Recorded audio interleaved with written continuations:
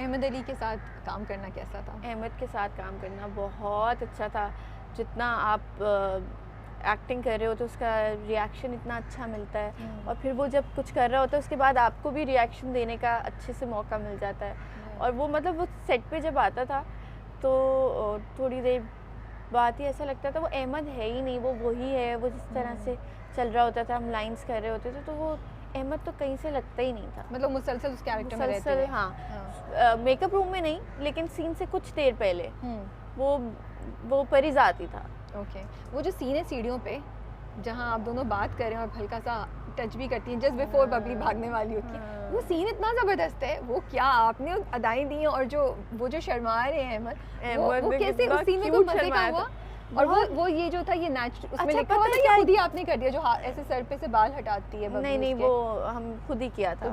वही ना, आप जब एक कैरेक्टर में आते हो और उस फील्ड में जाते हो, सीन को समझ के करते हो, तो वो चीज़ें खुद ब खुद हो जाती हैं। ओके, वो कुछ भी हमारा ऐसा कोई प्लान नहीं था। ओके, नहीं बताएं, डिटेल बताएं उस सीन की, कैसे हुआ? कोई मज़े का वाकया सुनाए, कोई सेट पे हुआ मज़े के करते हुए या कुछ?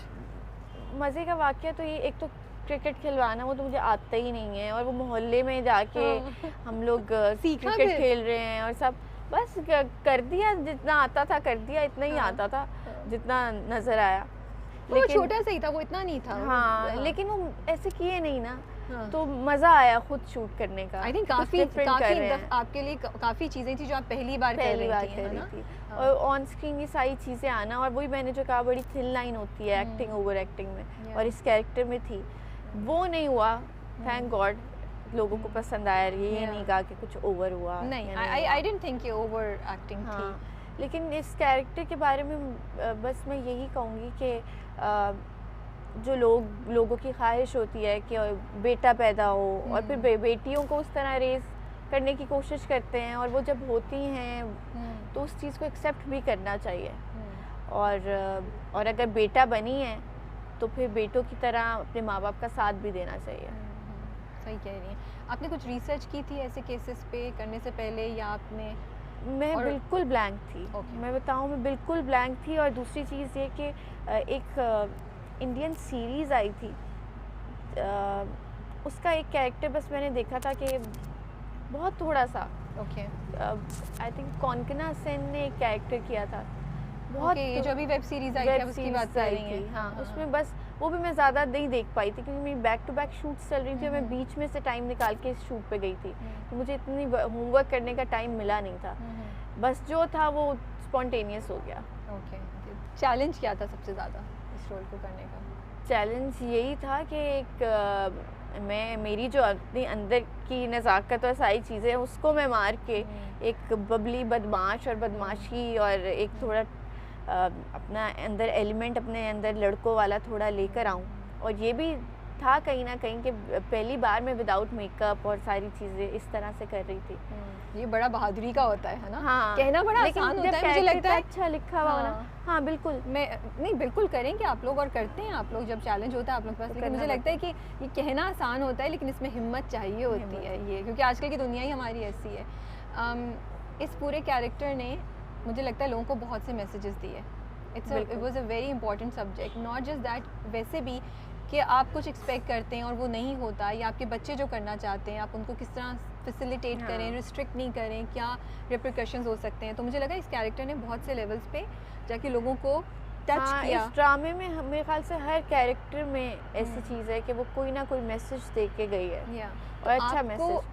सबूर को हर सेल्फ इस कैरेक्टर का ये जो आपने एक छोटा सा जर्नी किया, या इसको किया, उसने किसी तरीके से टच किया, चेंज किया, कुछ पिक किया आपने, कुछ हुआ?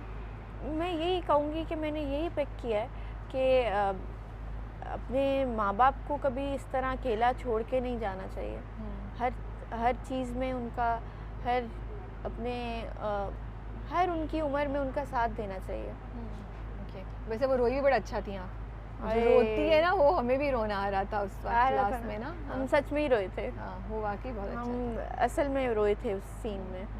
और वो एक ही तो सीन ऐसा था बबली के पास जहाँ पे वो इमोशंस दिखा सके, वरना तो वो एक सख्त बन के रहती है ना कि मैं बड़ी सॉलिड हूँ, तो इमोशंस इस तरह दिखाने का मौका नहीं मिला था उसको। तो वो एक ही सीन था मेरे पास कि मैं असल में ही रो दूँ।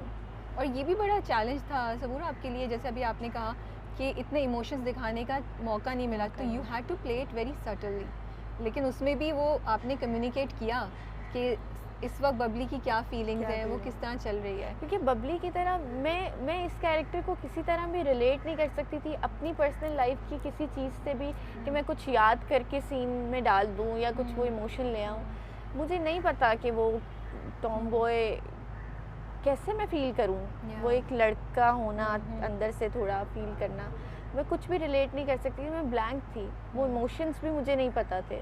मैंने कभी ना मैंने घर छोड़ने का की फीलिंग मेरे पास थी ना, इतनी ये बड़ी पेनफुल चीज़ है कि आप एक लड़की अपने आप को फील नहीं करे, लेकिन आपने वो ज़िंदगी गुजारनी है उस तरह से अपने घर वालों के लिए, घर वालों के प्रेशर में आके और सोसाइटी के लिए, वो सारी चीज़ों से गुजरना, ये बड़ी एक इंसान हम नहीं फील कर सकते इस चीज़ को मेरे ख्याल से। बिल्कुल सही कह रही हैं, it was a very important subject जो हाईलाइट हुआ। आप बताएंगी कि बबली का हुआ क्या इनमें, ओपन एंडेड छोड़ रहे हैं हम?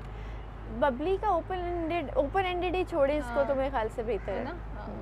चले, मैंने कहा फिर भी पूछ लेती हूँ अगर आपके जहन में कुछ आ रहा हो शेयर करने के लिए तो। Thank you so much for your time, really appreciate के और अच्छी मज़े की गपशप लग गई और कुछ बातें पता चली जो हमें नहीं पता थी ना, और व्यूअर्स को भी I am sure, and they all, I think they all wanted to hear from you, so अब पता चल गया ना। Thank you so much. And Juni पे बात होगी इंशाल्लाह डिटेल में। जूनी तो खुद बहुत है क्या, मतलब जूनी जो है ना, जूनी को खुद नहीं पता जूनी क्या है। जूनी ने घुमाया हुआ है, मुझे तो घुमाया हुआ है, बस एवरी यही है ना, वो जूनी यही है, वो घुमा के सबको रखती है और सब घूम भी जाते हैं उससे। No but I love the way, because usually जो नेगेटिव कैरेक्टर्स होते हैं ना, मुझे जो जूनी में वो जो फ्लिप करने का है ना, इधर सास को कुछ और बोला, ऐसे लोग हैं, एग्जिस्ट करते हैं, मे बी इसलिए ज़्यादा है क्योंकि वो एक रियलिस्टिकली वो फ्लिप कर रही है कि इधर एक बात बोली, उधर जाके वो बात बोली, ये नहीं हुआ कि बहुत ज़्यादा लेकिन मुझे लगता है जूनी के साथ भी अच्छा नहीं हुआ, वो जो उसका रिएक्शन है नहीं बिल्कुल फेयर है। हाँ, ज़रार ने बहुत उसके साथ ज़्यादती की, डेफिनेटली ज़रार है असल में कल्प्रिट, उसको पकड़े। ये डिस्कशन हम करेंगे जब थोड़ी और एपिसोड्स चली जाए, तो इंशाल्लाह we'll have a discussion on Juni आराम से। ठीक है, अल्लाह हाफिज़ and take care. Thank you. Parijat की बात हो रही हो और गुरु जी की बात नहीं हो तो ये कैसे हो सकता है। तो हमारे साथ है असद मलिक। इससे पहले कि मैं उनसे बात स्टार्ट करूं, थोड़ा सा इंट्रो मैं आपको बता देती हूं कि वो इंडस्ट्री में बहुत अरसे से एज DOP एंड डायरेक्टर हैं, और अगर आपने नाम सुना हो दाम का, अलिफ को कौन नहीं जानता, तो एज DOP उस प्रोजेक्ट का हिस्सा थे। अभी ये परिजात उनका ड्रामा है जिसमें उन्होंने अपने एक्टिंग करियर का स्टार्ट किया, बट जब आए थे तो वो एक्टिंग के लिए आए थे, लेकिन वो हो नहीं सका और वो दूसरी डायरेक्शन में चले गए। उस पर हम फिर कभी डिटेल में उनसे बात करेंगे। आज हमने उनको स्पेशली इनवाइट किया है to talk about his character in Parijat. अस्सलाम वालेकुम, कैसे हैं आप? वालेकुम अस्सलाम, मैं बिल्कुल ठीक, आप कैसी हैं? मैं ठीक ठाक। देखिए, मैंने छोटा सा इंट्रो करके आपको बचा लिया सारे सवाल का। कैमरा रोल होने से पहले उन्होंने कहा ज़रूरी है कि मेरी पीछे की बातें की जाए, मैंने कहा नहीं, हम करेंगे ही नहीं। तो ये हमने परिजात फोकस आपको इनवाइट किया है, वो बाकी गपशप हम एक और किसी सेशन में लगाएंगे, यू नो। तो कैसा रिस्पॉन्स आ रहा है आपका? तो कैरेक्टर इतना मशहूर हो गया, लोग दिल से उससे कनेक्टेड थे। मैं इतना एक्सपेक्ट नहीं कर रहा था जितना रिस्पॉन्स अल्हम्दुलिल्लाह आया है इसका जी। मतलब ये जुमला बिल्कुल सादिर आता है कि दुनिया के चप्पे चप्पे से मुझे लोगों ने एप्रिसिएशन के मैसेजेस किए हैं, इवन कॉल्स तक किए हैं, वीडियो कॉल्स तक आई हैं, वीडियो मैसेजेस तक आए हैं मेरे पास UK से और मुख्तलिफ ममालिक से। तो यस, ये कब एहसास हुआ कि ये तो मतलब ये तो मेरी इमेजिनेशन से भी बढ़ के ये रिस्पॉन्स और एप्रिसिएशन आ रही है? किस पॉइंट पे क्या हुआ? कोई मैसेज आया या कोई वाकया हुआ जिससे आपको ये एहसास हुआ? 13th एपिसोड में मेरी इसमें एंट्री हुई थी और तो वो मैं अपने दोस्तों के साथ ही देख रहा था। तो बस एपिसोड ख़त्म हुआ है और रात 2-3 बजे तक मैं कॉल्स एंड मैसेजेस रिसीव करता हूँ। वाह, माशाल्लाह। तो उस दिन तो मैं बिल्कुल फूले नहीं समा रहा था, मुझे समझ में नहीं आ रहा था कि ये हो क्या रहा है मेरे साथ।